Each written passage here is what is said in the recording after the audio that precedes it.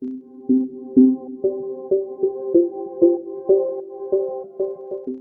करते हैं। आज हम लोग प्रीवियस ईयर पेपर्स की एक वीडियो लेकर आए हैं। प्रीवियस ईयर पेपर है आज ये हम लोग करने वाले हैं और ये आरआरबी एनटीपीसी के हैं।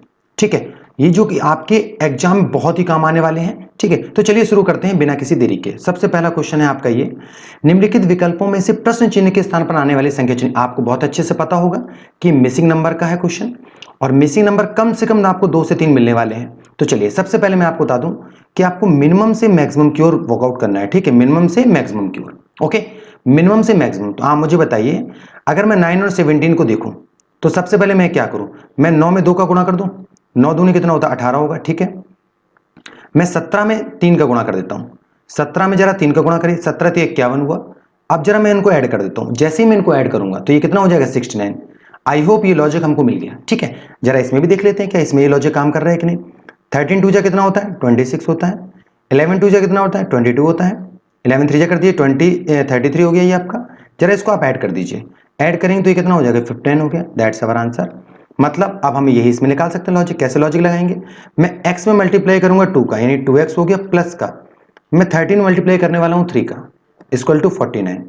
मतलब मैं कह सकता हूं 2x इक्वल टू हो जाएगा आपका 39, 2x प्लस 39 और बराबर कितना, 49।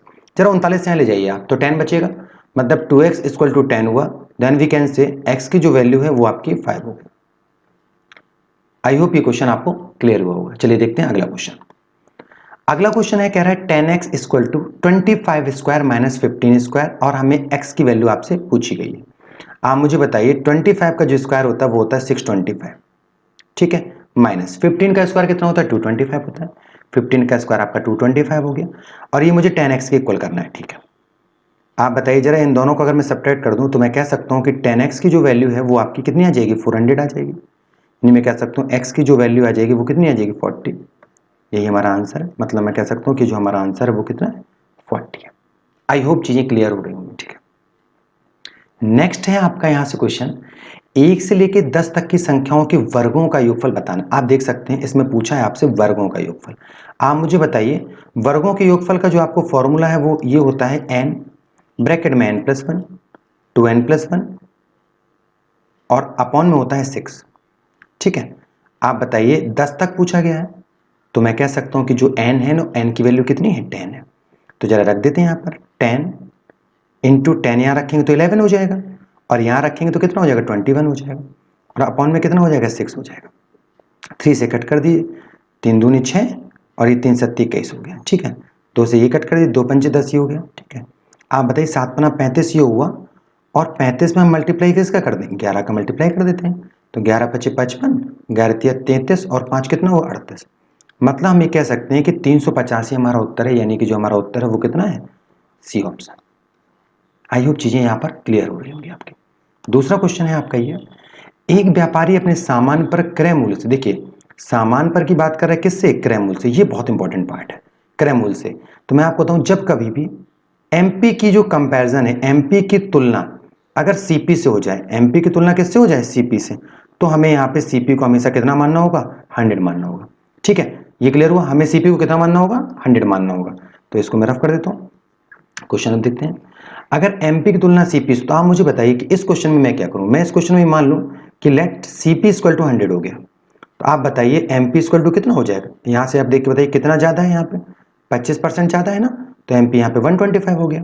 और डिस्काउंट परसेंट कितना गिवन है, डिस्काउंट परसेंट 8% दे रहा है। तो आप मुझे बताइए एमपी और डिस्काउंट का पेयर बनता है। आप बहुत गौर करिएगा, एमपी पे अगर मैं डिस्काउंट दे दूं तो हमेशा एसपी आता है। क्या आता है, एसपी। मैं डिस्काउंट दे देता हूं यहाँ पर एमपी पे, यानी 125 और इंटू 92 और अपॉन कितना हो गया, 100 हो गया ये आपका। ठीक है, 25 से काटते 25 चौका 100 और 25 पंचे 125, 4 से काट दीजिए, ये 23 बार जाएगा और 23 पंचे कितना होता है, 115। आप मुझे बताइए जो 115 है वो आपका एसपी आया, क्या आया, एसपी। हमारा जो सीपी है वो कितना है, 100, मतलब हमने 100 में खरीदा और हमने 115 में बेचा। तो आप बताइए कितने परसेंट का फायदा हो गया यहाँ पर, 15% का। यानी कि ऑप्शन नंबर जो है वो हमारे यहाँ पर क्या होगा, बी होगा। अगला क्वेश्चन देखते हैं जरा, एक दुकानदार अंकित मूल्य पर, कह रहा है अंकित मूल्य पर 10% का बट्टा देता है और 26% लाभ कमाता है और क्रैमूल यहाँ पे 800 है। मैं लिख लेता हूँ, जो क्रैमूल है वो कितना हो गया, 800 हो गया। आप बताइए प्रॉफिट परसेंट कितना गिवन है यहाँ पर, प्रॉफिट परसेंट 26% है। और डिस्काउंट परसेंट कितना है, डिस्काउंट परसेंट है यहाँ पर 10%। तो सबसे पहले हम लोग ये करेंगे कि सीपी पे प्रॉफिट दे देते हैं, यानी अगर मैं इसको प्रॉफिट दे दूं तो 800 इंटू 26% प्रॉफिट कितना हो गया 126 और अपॉन कितना हो गया 100, ये एसपी बन गया। बताइए ये हमारा एसपी बना है कि नहीं, यानी हमारा जो एसपी बना वो क्या बना 800 और इंटू 126 और अपॉन में कितना 100। और अगर मैं ये जम्पशन कर लूं कि एमपी इक्वल टू एक्स है, तो आप बताइए मैं इक्वल करके एक्स पे अगर मैं 10% का डिस्काउंट दे दूं तो ये भी एसपी बन जाएगा, दोनों ही एसपी बन जाएंगे। अगर दोनों ही एसपी बन जाएंगे तो हम दोनों को इक्वल कर सकते हैं। तो जरा इसको कट कर देते हैं। तो आप बताइए 100 से मैं 100 को पहले कट कर देता हूँ, 0 से मैं 0 को कट कर दे रहा हूँ, 9 से भाग दे देता हूँ, 9 एकम 9 और 9 चौको 36, 14 अट्ठे कितना होता है 112 होता है, यानी कि 1120 हमारा आंसर हो गया। आई होप ये चीज़ें आपको समझ आ रही होंगी। ये सारे क्वेश्चन प्रीवियस ईयर पेपर के हैं, तो थोड़ा सा गौर करिएगा। अगला क्वेश्चन दे रहा है यदि x minus root x equal to 90 है, रूट एक्स के मान ज्ञात कीजिए। वैसे अगर आप इसमें सोचेंगे तो आंसर निकालना थोड़ा सा मुश्किल होगा, आप बोथ साइड स्क्वायर करेंगे। मैं ये मान लेता हूँ कि अगर मैं यहाँ जम्पशन कर लूँ कि रूट एक्स जो है वही आपका 10 है। आप बताइए अगर रूट एक्स 10 है, अगर मैं इसका बोथ साइड स्क्वायर कर दूँ यहाँ पर, अगर मैं यहाँ पर बोथ साइड स्क्वायर कर दूँ तो आप बताइए एक्स की वैल्यू 100 हो जाएगी। ओके हो जाएगी 100। जरा मैं यहाँ पे पुटअप कर देता हूँ। आप बताइए एक्स की 100 है, रूट एक्स 10 है, तो क्या 90 आ रहा है, बिल्कुल आ रहा है, मतलब वेरीफाइड हो गया, यानी हमारा जो आंसर है वो कितना हो गया 10 हो गया। एक मिनट, कुछ क्वेश्चन इसमें ऐसे भी थे जो गलत है। कोई दिक्कत नहीं, हर हम यहाँ क्वेश्चन के पे बाद बोला करिए अगला क्वेश्चन। ओके।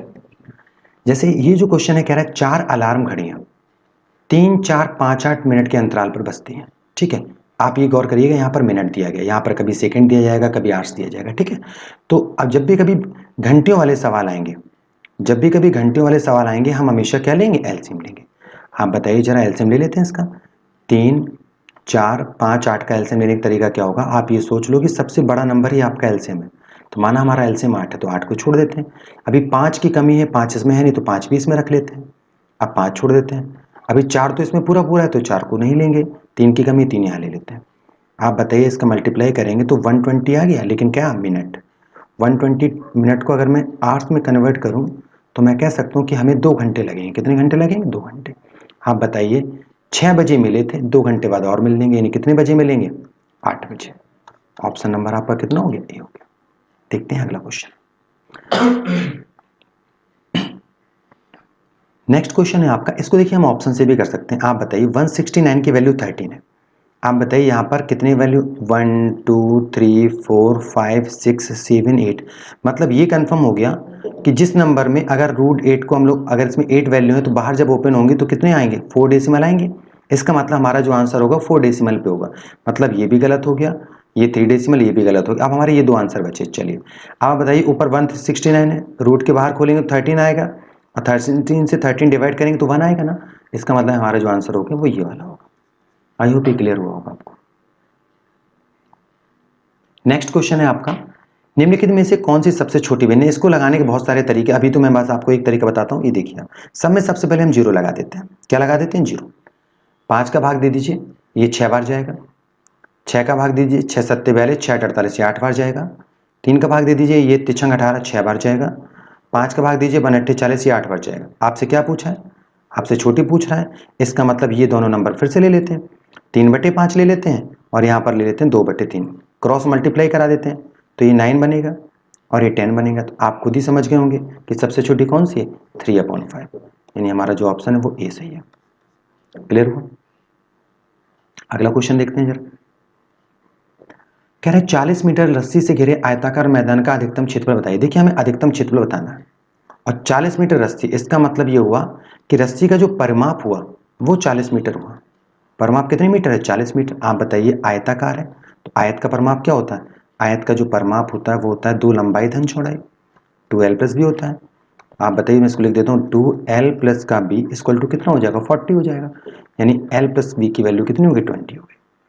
अब आप मुझे एक बात बताइए जरा, l प्लस बी की वैल्यू 20 है, अधिकतम आपको क्षेत्रफल चाहिए, तो इसका मतलब है मुझे l को भी 10 करना पड़ेगा और मुझे b को भी 10 करना पड़ेगा, तभी मैक्सिमम हो सकता है हाफ हाफ करने पर।